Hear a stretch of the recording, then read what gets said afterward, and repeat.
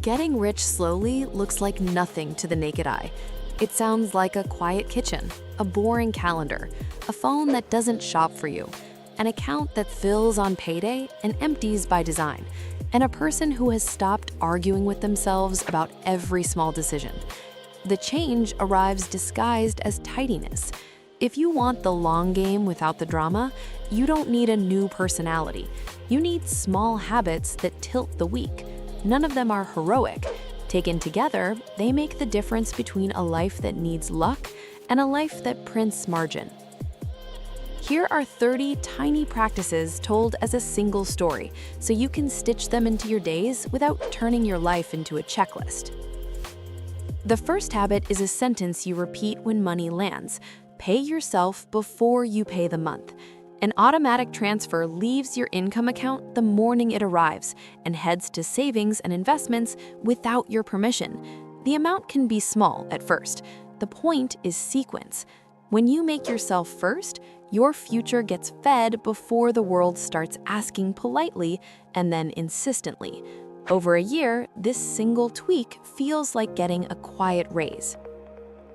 The second habit is to make a bills account that holds only fixed payments and runs on autopay.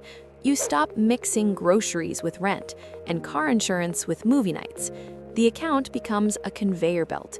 Money arrives, bills step on, and the belt carries them out on time. Missed payments vanish. Late fees stop eating your month. Credit scores climb because reliability became a default, not an act of will.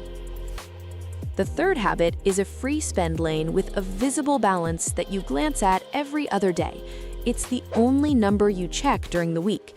Not your net worth, not the market, just this lane.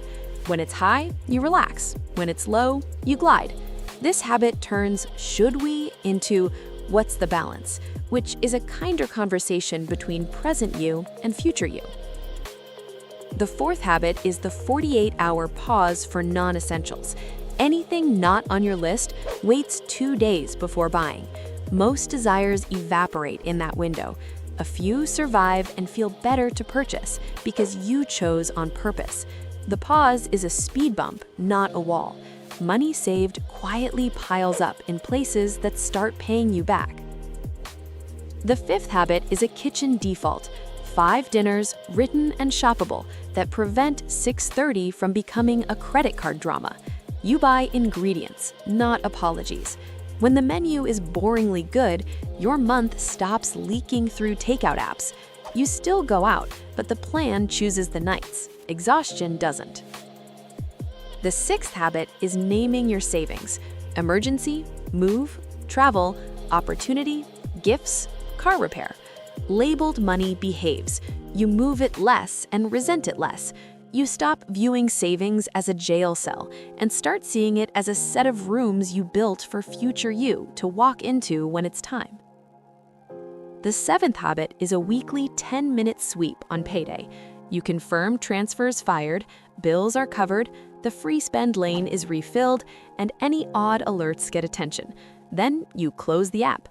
10 minutes is short enough to do forever and long enough to prevent the small mistakes that turn into expensive weekends. The eighth habit is a phone that has to ask your permission to spend. No saved cards in browsers, shopping apps buried in a folder 2 swipes deep, promotional notifications off, alerts on for large transactions and for low balance in your fun lane. Your phone becomes a door with a lock, not a slide into someone else's quotas. The ninth habit is buying quality where failure is expensive and used where longevity lives. You purchase a decent mattress, good shoes, and a sturdy pan because your body and your food touch them daily. You hunt used for desks, chairs, cast iron, and a bike because depreciation is your friend.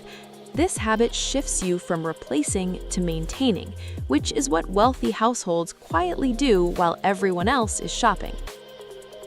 The 10th habit is keeping a diagnosis fund for machines that move you and protect you. When the car coughs or the roof drips, you pay without panic and schedule the fix. You avoid the interest tax on emergencies by enrolling the machines that matter in a small monthly premium, your own fund. The 11th habit is scanning loyalty and subscriptions with suspicion. Once a quarter, you search your statements for subscription, renewal, and trial. You cancel what doesn't make your week better. You rotate streaming services. You buy annual only when you're certain. You've turned autopay from a liability into an ally.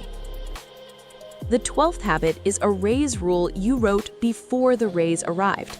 A fixed share goes to investments, a fixed share erases a friction you actually feel, and a small slice buys a joy that marks progress. Money that's pre-promised to a better future never needs to be wrestled from today's mood. The 13th habit is to spend time, not money, on friendships. You host often, walk together, swap babysitting, cook in kitchens that feel like people live there. The bill for belonging drops and the quality of your week rises.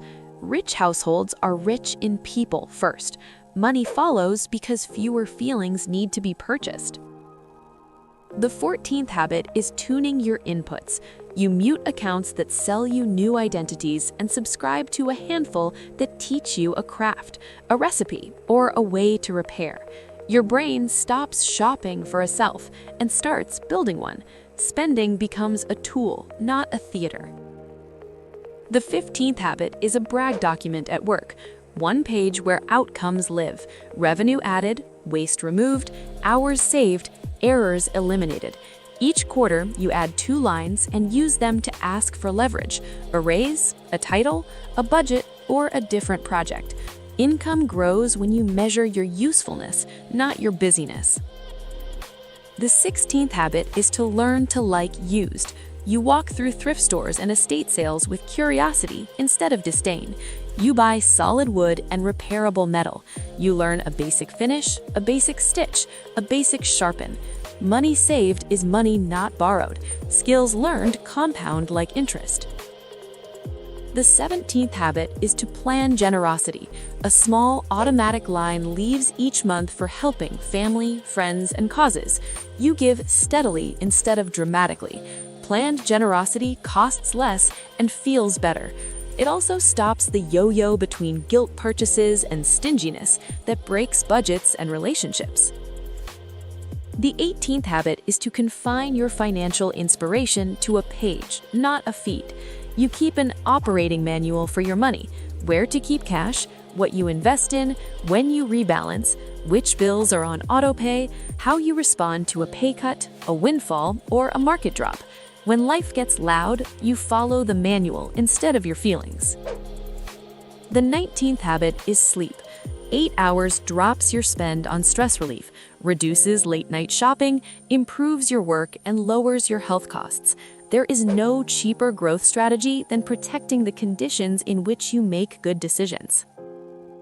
The 20th habit is to carry a small friction-fix budget each month. You spend $50 or $100 eliminating tiny leaks, a lamp that makes evenings pleasant, a shoe insert that saves your back, a charging cable at your desk, hooks where coats fall, a shelf that finally holds the mess.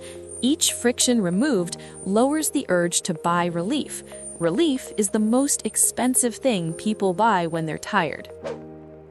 The 21st habit is to keep an opportunity shelf stocked with ideas ready to fund, a certification that raises pay, a tool that enables a service you can sell, a small test batch for a product. When a windfall lands, you invest in one. Windfalls without a shelf become weekends you don't remember. The 22nd habit is micro-investing on a schedule you can't break. You automate a small daily or weekly buy into a low-cost index fund and turn on dividend reinvestment. You stop treating investing like an event. It becomes weather. Over time, the stream gets louder without you raising your voice. The 23rd habit is to choose a right-sized car and keep it. You spend on maintenance, not identity. Insurance, fuel, and payments shrink. The car quietly becomes a tool, not a subscription. Each month you don't owe a lender is a month you own your options. The 24th habit is a quarterly debt tune-up if you carry balances. You automate minimums, schedule an attack payment on payday, and watch one number, total revolving debt going down. When a balance dies, you roll its payment to the next. Momentum and boredom do the rest. The 25th habit is to be the person who plans the cheap version first. You text movie at hours, park picnic Saturday, chili and cards Friday. You don't wait for pricey plans to appear and then negotiate with yourself. You preempt the spend by providing the fun. People follow whoever sends the first message. The 26th habit is to shop once a week with a list and to keep a pantry that behaves. You buy staples that assemble fast, freeze portions, and label leftovers. The grocery budget steadies because the kitchen works.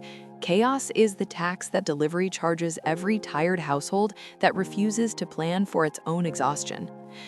The 27th habit is to make your passwords and papers boringly organized. A manager holds your keys. Beneficiaries are correct. Essential docs live in one shared folder.